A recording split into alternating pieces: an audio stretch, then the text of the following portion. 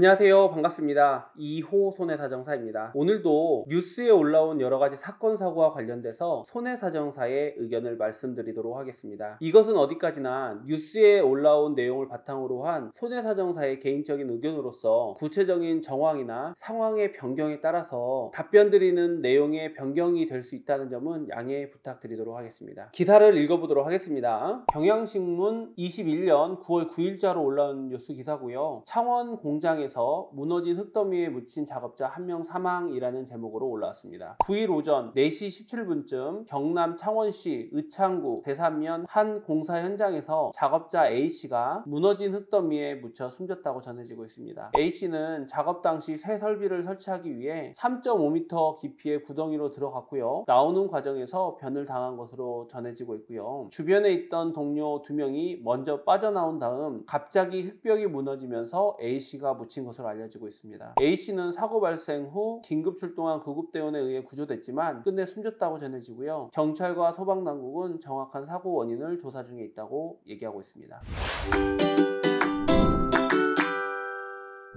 우선 이렇게 사고가 나는 경우에 가해자는 누가 될까요? 가해자는 바로 회사 측이 되겠죠. 회사에서 근로를 시켰기 때문에 회사 측에서는 근로자가 사망한 거에 대해서 여러 가지 책임을 묻게 될 것입니다. 크게 책임으로는 민사적인 책임과 형사적인 책임, 행정적인 책임을 지게 될 거고요. 행정적인 처분이라고 하는 것은 이제 그 업무를 잠시 정지를 시킨다든지 하는 행정적인 집행이 이루어질 수가 있겠다, 이런 생각이 들어가고요. 두 번째로 형사적인 부분인데요. 어찌됐건 그 근로 현장에서 사람이 죽었습니다. 사람이 죽었다고 하면 여러 가지 원인에 의해서 죽었겠죠. 안전조치를 미비했다든지 여러 가지 안전교육 등을 하지 않은 경우에 이 사망에 이르게 된 거에 대해서 여러 가지 형사처벌이 이루어질 것이라고 보여집니다. 마지막으로는요, 민사 책임인데요. 사람이 죽었다고 하면 그 돌아가신 분에 대해서 그 유족들에게 돌아가신 분이 살아 있었으면 벌을 수 있었던 소득이나 위자료 등에 대해서 그 유족에게 지급하는 금액이 생길 수가 있습니다.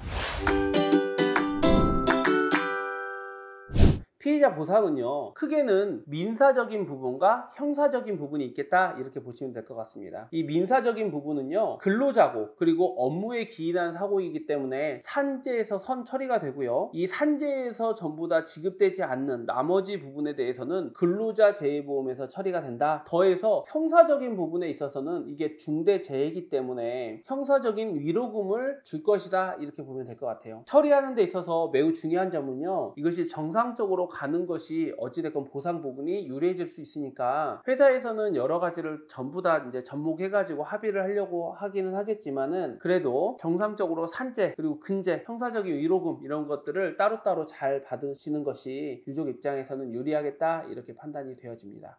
기타 궁금한 사항이 있다고 하면 유튜브 댓글로 남겨주시거나 유튜브 아래에 보시면 카페 주소가 있는데요. 카페로 가셔서 이렇게 질문 남겨주신다고 하면 거기에 대해서는 답변을 성실하게 드리도록 하겠습니다. 그리고 참고로 이러한 질문에 대한 답변은 무료이기 때문에 어떤 거든지 궁금한 거 있으면 남겨주십시오. 좋은 하루 되시고요. 이상 2호 손해사정사였습니다. 감사합니다.